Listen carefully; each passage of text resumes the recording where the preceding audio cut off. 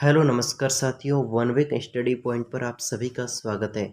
साथियों, आज के इस क्लास के अंदर हम लोग राजस्थान करंट अफेयर्स के से अगस्त 2025 के महत्वपूर्ण प्रश्नों के संग्रह के रूप में आज की इस वीडियोस की शुरुआत करते हैं।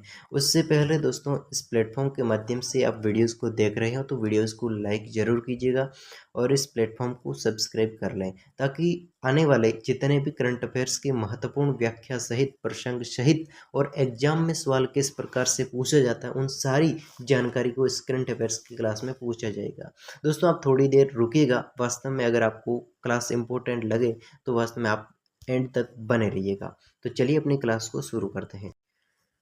साथियों, अपनी क्लास का सबसे पहला सवाल है कि जो एग्जाम फॉर्मेट के रूप में ही मैंने दे रखा है, और इसके बाद में जो मैं आपको समझाऊंगा कि किस किस प्रकार से एग्जाम में सवाल पूछा जा सकता है, वो अलग अलग फॉर्मेट है, उसको भी मैं दिखाऊंगा। जैसे कि यहाँ पर प्रसंग और व्याख्या दे रखी है, उसके बाद में संभावित प्रश्न यानी कि प्रैक्टिस के लिए किस प्रकार से सवाल, अलग अलग तरीके से सवाल है वो पूछे जा सकते हैं, उसकी बात करेंगे। ओके, तो इससे पहले हम जानते हैं कि हमारा प्रश्न क्या कहता है। ईसरदा दौसा पेयजल परियोजना का शिलान्यास समारोह किस स्थान पर आयोजित किया गया था। ईसरदा दौसा पेयजल परियोजना का शिलान्यास किस स्थान पर आयोजित किया गया, तो लालसोट दौसा के अंदर। दोस्तों, लालसोट नामक स्थान है, वो कहाँ पर है, दौसा में है। तो ईसरदा दौसा पेयजल परियोजना लालसोट के अंदर। अब इसकी व्याख्या को देखेंगे, तब जाकर हम इस प्रश्नों को व्यवस्थित तरीके से समझ पाएंगे। आइए इसकी व्याख्या को समझते हैं। राजस्थान में स्वच्छ पेयजल उपलब्धता को बढ़ावा देने के उद्देश्य से इस सरदार दौसा पेयजल परियोजना की शुरुआत की गई। इसका शिलान्यास मुख्यमंत्री द्वारा लालसोट क्षेत्र में किया गया। अब देखिए क्यों किया गया है, इसका उद्देश्य क्या है, तो ध्यान रखें, यहाँ पर है ईसरदा दौसा पेयजल परियोजना की शुरुआत है वो राजस्थान में स्वच्छ पेयजल की उपलब्धता को बढ़ाने के लिए। ओके, अब इसकी बिंदुवार व्याख्या की बात करें तो ईसरदा दौसा पेयजल परियोजना यानी इस परियोजना का नाम है, इसका शिलान्यास है, वो ध्यान रखें दोस्तों, डूंगरपुर गांव लालसोट विधानसभा क्षेत्र, डूंगरपुर गांव दौसा के अंदर ये परियोजना है, वो ईसरदा दौसा पेयजल परियोजना का शिलान्यास हुआ है। इसका शिलान्यास करता है वो भजनलाल शर्मा। इसका उद्देश्य क्या है कि लालसोट दौसा के अंदर ये ईसरदा दौसा पेयजल परियोजना की शुरुआत करने का उद्देश्य है दौसा जिले के लोगों को स्वच्छ और पर्याप्त जल की उपलब्धता करवाना। अब दोस्तों, सवाल यहाँ से पूछा जाएगा कि जो ईसरदा बांध परियोजना है या फिर कहें ईसरदा दौसा पेयजल परियोजना है, ये बनाने के अंदर कितने रुपए लागत है। तो ध्यान रखना, 350 करोड़ रुपए की लागत के साथ में इसको तैयार किया जाएगा, इस परियोजना को। फिर इसकी विधि क्या है, यानी कि ये जो शिलान्यास किया गया इसका, तो ये कौन सी विधि से किया गया, तो रिमोट बटन दबाकर शिलान्यास किया गया। अब देखिए एग्जाम में सवाल किस प्रकार से पूछे जा सकते हैं संभावित प्रैक्टिस के लिए। देखिए, ईसरदा दौसा पेयजल परियोजना का शिलान्यास किस गांव के अंदर हुआ, तो डूंगरपुर गांव दौसा के अंदर ईसरदा दौसा पेयजल परियोजना का शिलान्यास। यह परियोजना किस जिले को पेयजल उपलब्ध करवाएगी, टोंक जिले को, ईसरदा टोंक जिले को। इस परियोजना की अनुमानित लागत 350 करोड़, अभी हमने पीछे देखा। मुख्यमंत्री ने शिलान्यास किस तकनीकी से किया, तो ध्यान रखें, मुख्यमंत्री के द्वारा बटन दबाकर क्या किया गया, शिलान्यास किया गया। यहाँ पर लिखा गया है कौन सी विधि से, तो रिमोट बटन दबाकर मुख्यमंत्री ने क्या किया था, शिलान्यास किया है। अब ध्यान रखना, इस परियोजना का मुख्य उद्देश्य क्या है, तो दौसा जिले में पेयजल उपलब्ध करवाना। अब देखिए आगे हम बात करते हैं अगले प्रश्न की कि हाल ही में राजस्थान के किस क्षेत्र में हड़प्पा कालीन बस्ती के अवशेष मिले हैं। दोस्तों, हड़प्पा कालीन बस्ती के अवशेष हाल ही में रातड़िया की डेयरी जैसलमेर से प्राप्त हुए हैं। कहाँ से, रातड़िया की डेयरी जैसलमेर, रातड़िया की डेयरी जैसलमेर से हमें हड़प्पा कालीन बस्ती के अवशेष प्राप्त हुए हैं। जब हम इसकी व्याख्या को देखेंगे तब जाकर हम इस प्रश्न को अच्छे तरीके से समझ पाएंगे। अब देखिए इस प्रश्न की व्याख्या क्या कहती है, किस स्थान की बात करती है, तो हड़प्पा सभ्यता के यह अवशेष जैसलमेर जिले के थार रेगिस्तान में रातड़िया की डेयरी से मिले हैं। यह रामगढ़ तहसील से लगभग 60 किलोमीटर दूर है। अब इसकी उपलब्ध सामग्री की बात करें कि रातड़िया की डेयरी से जो हमें हड़प्पा कालीन संस्कृति के अवशेष मिले हैं जैसलमेर से, तो उसमें इसकी जो उपलब्ध कहाँ कौन-कौन सी सामग्री यहाँ से उपलब्ध हुई है, हमें रातड़िया की डेयरी से कौन-कौन सी सामग्री मिली है। तो हमें लाल मृदभांड मिले हैं, छेद वाले जार मिले हैं, टेराकोटा के केक मिले हैं, चर्ट ब्लेड मिली है, मिट्टी व शंख की चूड़ियाँ मिली हैं, फिर आता है भट्टी संरचनाएँ मिली है, भविष्य निर्माण की नींव भी हमें यहाँ से मिली है, यानी कि हड़प्पा सभ्यता की विशिष्ट सामग्री हमें यहाँ से मिली है। कहाँ से? रातड़िया की डेयरी जैसलमेर से।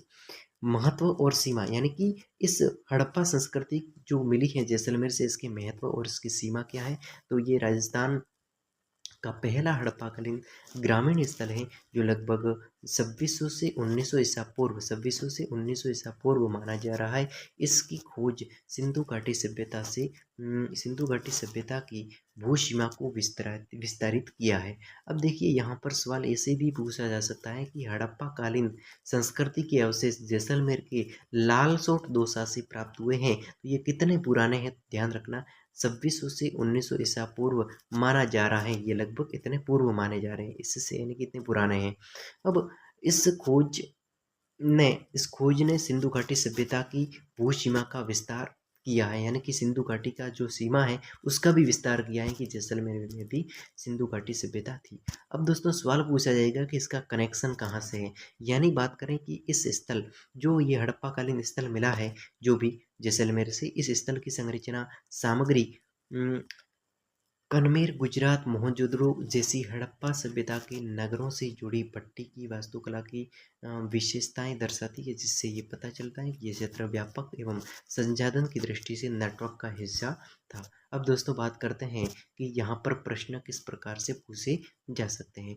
एग्जाम में प्रश्न पूछे जा सकने की जो संभावना है वो यहाँ से बनती है कि रातड़िया की डेयरी स्थान किस जिले में स्थित है, तो जैसलमेर में, और ये हड़प्पाकालीन अवशेष यहाँ से मिले हैं।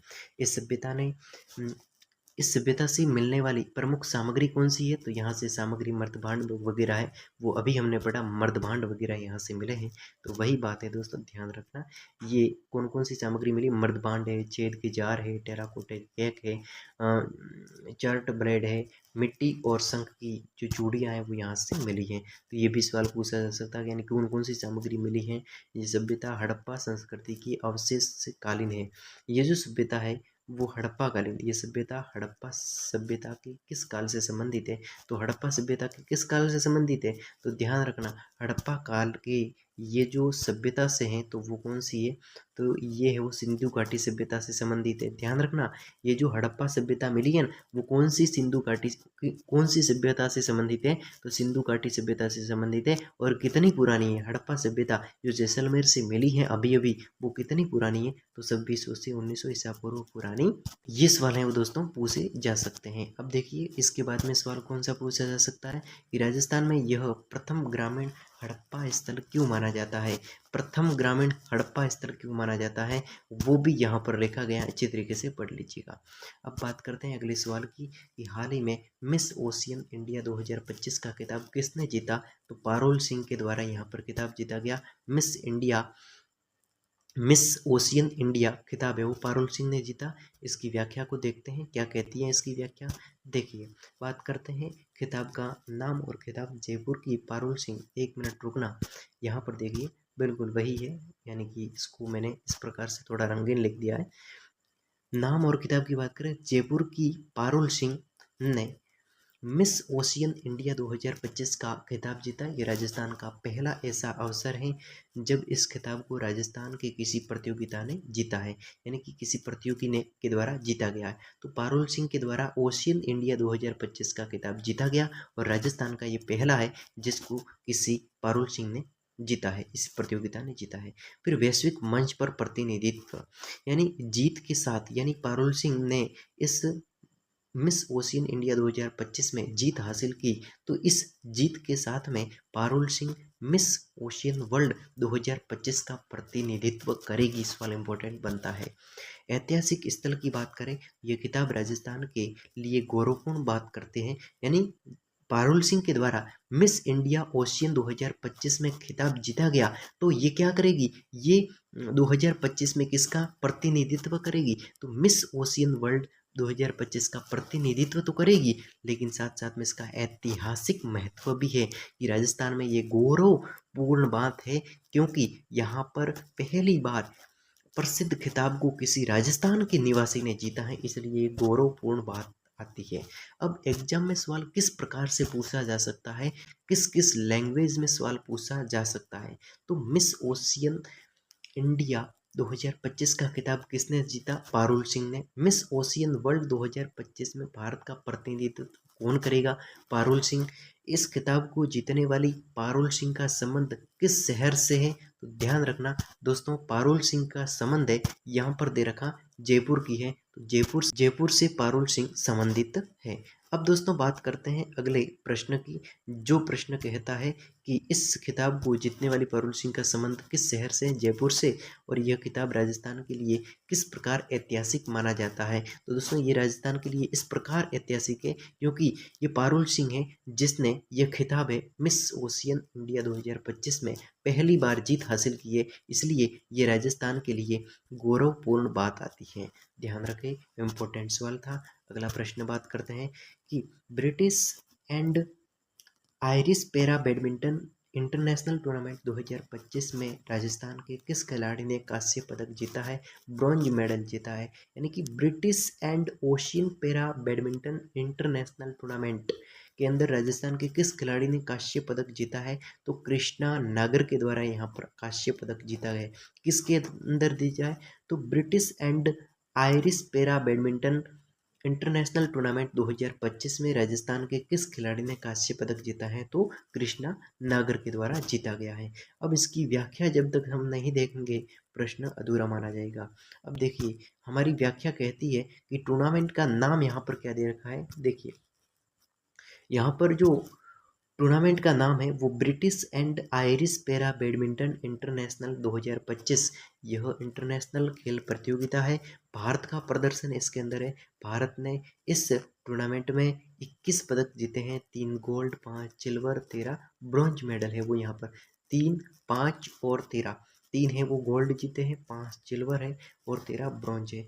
राजस्थान के लिए ये गर्व की बात है क्योंकि राजस्थान के कृष्णा नागर ने एसएच कैटेगरी कम हाइट वाले खिलाड़ियों की कैटेगरी में ब्रॉन्ज मेडल कांस्य पदक जीता है। दोस्तों अब यहाँ पर British and Irish para badminton 2025 के अंदर यहाँ पर कृष्णा नागर ने क्या जीता है? खिताब तो जीता है। ये राजस्थान के लिए गर्व की बात है क्योंकि ये जो कृष्णा नागर है वो कम हाइट वाले खिलाड़ियों की कैटेगरी में ब्रॉन्ज मेडल है वो जीता है, कांस्य पदक जीता है। अब देखिए बात हो रही है यहाँ पर कृष्णा नागर की, तो ध्यान रखें। तो यहाँ पर है कि कृष्णा नागर का परिचय यहाँ पर दिया गया है कि कृष्णा नागर वह खिलाड़ी है जिन्होंने टोक्यो पैरा ओलंपिक 2020 में गोल्ड मेडल जीता था। वे भारत के टॉप पैरा बैडमिंटन खिलाड़ियों में से एक हैं। तो ध्यान रखना, ये जो कृष्णा नागर है वो टोक्यो पैरा ओलंपिक 2020 में भी मेडल जीत चुके हैं और भारत के टॉप पैरा बैडमिंटन के खिलाड़ी भी माने जाते हैं। सवाल अगला है कि जो ये संभावित प्रश्न एग्जाम में पूछे जा सकने वाले संभावित प्रश्न, ये जो कृष्णा नागर से संबंधित प्रश्न किस प्रकार से पूछे जा सकते हैं? तो British and Irish para badminton tournament 2025 में कृष्णा नागर ने कौन सा पदक जीता? तो ब्रॉन्ज मेडल यानी कि कांस्य पदक, यहाँ पर कांस्य पदक है वो यहाँ से जीता है। कौन सा पदक जीता है? तो कांस्य पदक। ओके, कृष्णा नागर किस राज्य से हैं? दोस्तों ध्यान रखें, कृष्णा जो नागर है वो किस राज्य से हैं? तो ये राजस्थान राज्य से हैं, ठीक है। फिर रहता है S6 कैटेगरी यानी कि जो कम हाइट वाली कैटेगरी है उसमें किस खेल से जुड़ी है? तो ये S6 है वो किस खेल से जुड़ी है? तो ध्यान रखना यहाँ पर British and Irish para badminton से जुड़ी हुई है। अब अगला सवाल किस प्रकार से आ सकता है कि कृष्णा नागर ने टोक्यो पैरा ओलंपिक में कौन कौन सा पदक जीता? दोस्तों ध्यान रखें, कौन कौन सा पदक जीता मैंने अभी आपको गिनवाया था। 5 है वो गोल्ड है, 3 गोल्ड है, 5 सिल्वर है और 13 ब्रॉन्ज मेडल का समूह कृष्णा नागर के द्वारा भारत ने इसमें टूर्नामेंट में जीता है। अब दोस्तों बात करते हैं अगले प्रश्न की कि भारत में भारतीय कृषि अनुसंधान परिषद की ओर राजस्थान के किस विश्वविद्यालय ने प्राकृतिक खेती के नए तौर तरीके किसानों को सिखाने के लिए मंजूरी दी है।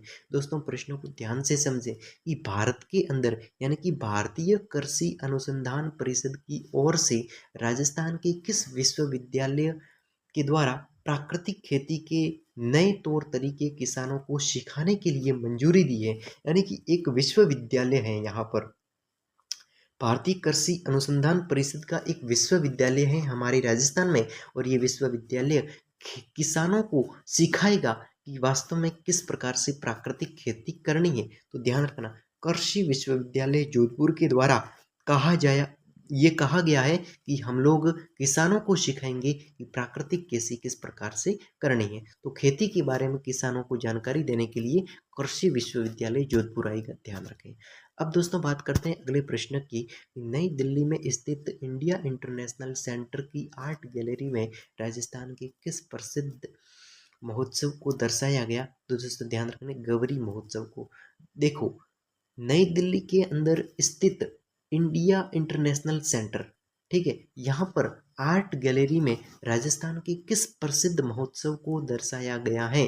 तो ध्यान रखें, गौरी महोत्सव को यहाँ पर दर्शाया गया है। कहाँ पर? दिल्ली के अंदर इंडिया इंटरनेशनल सेंटर की आर्ट गैलरी में।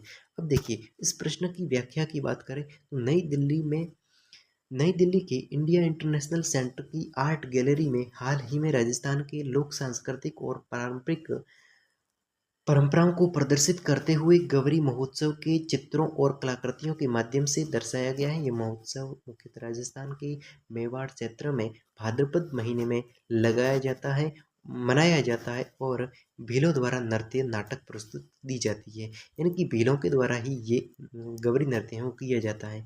तो गौरी नृत्य उदयपुर संभाग में भील जनजाति के द्वारा किया जाता है। ध्यान रखें, गौरी नृत्य कहाँ पर?